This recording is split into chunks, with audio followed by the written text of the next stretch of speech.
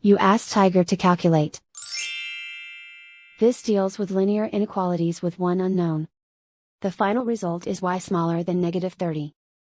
Let's solve it step by step. Swap sides.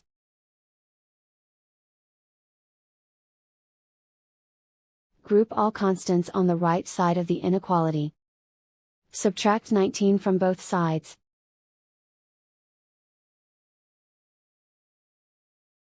Group like terms.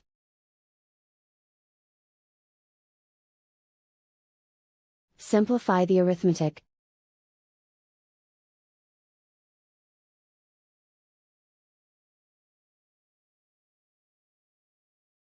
Plot the solution on a coordinate grid. And so the final result is y smaller than -30.